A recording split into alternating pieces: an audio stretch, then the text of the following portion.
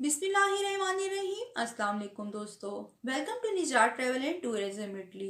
दोस्तों, निजात travel and tourism Italy की जानिब से एक और वीडियो के साथ आपकी खिदमत में हाजिर है। और आज हम जिस वीज़े के बारे में बात करेंगे वो है रोमानिया का वर्क परमिट। ठीक है।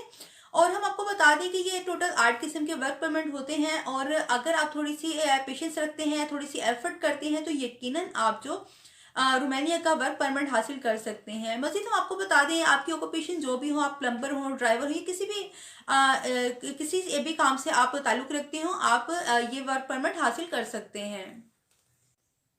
तो दोस्तों, मजीद हम आपको बता दें कि जो रोमानिया है वो यूरोपियन कंट्री है, लेकिन यहाँ पे यूरो नहीं चलता है। लेकिन हम आपको जो आपकी सैलरी वहाँ पे मिलने वाली है वो हम आपको यूरो के हिसाब से ही बताएंगे। वहाँ पे आप कम से कम 1000 यूरो से लेके 1200 यूरो तक पैसे कमा सकते हैं।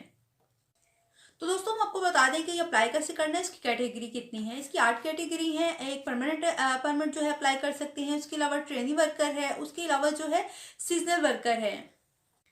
तो हम आपको बता दें कि नंबर 4 पे है क्रॉस बॉर्डर वर्कर, नंबर 5 पे है हाई क्वालिफाइड वर्कर, और नंबर 6 पे है एयू पेयर वर्कर।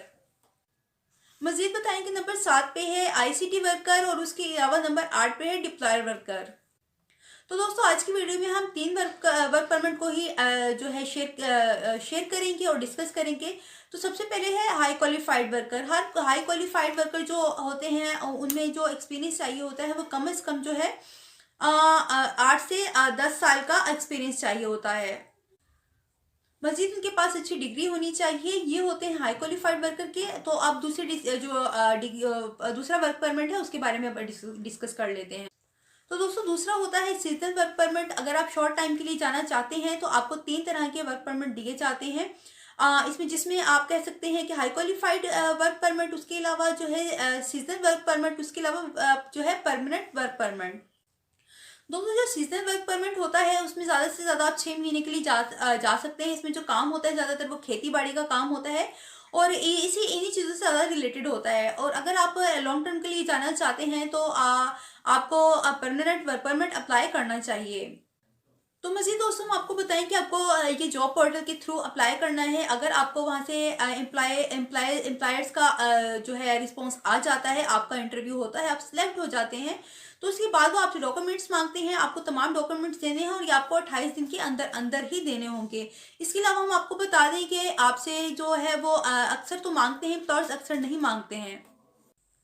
एम्प्लॉयज़ आपसे वर्क परमिट की जो फीस है वो मंगवा सकते हैं। अक्सर ऐसा होता है कि एम्प्लॉयर्स नहीं मंगवाते हैं, लेकिन अक्सर मंगवा भी लेते हैं। लेकिन उसकी रीज़न ये होती है कि अक्सर ऐसा होता है कि एम्प्लॉयर्स जो है तमाम डॉक्यूमेंटेशन जो होती है वो कंप्लीट कर लेते हैं, वर्क परमिट की फीस खुद जमा करवा देते हैं। लेकिन कुछ ना कुछ ऐसा हो जाए, अगर किसी के साथ कोई मजबूरी, कोई परेशानी, कोई भी रीज़न हो सकती है कि आप नहीं जाते हैं या आप नहीं जा सकते हैं, तो उनके जो पैसे होते हैं वो ज़ाया हो जाते हैं। लेकिन जो फीस आपसे मंगवाई जाती है वो वहाँ जाने के बाद आपको वापस कर दी जाती है।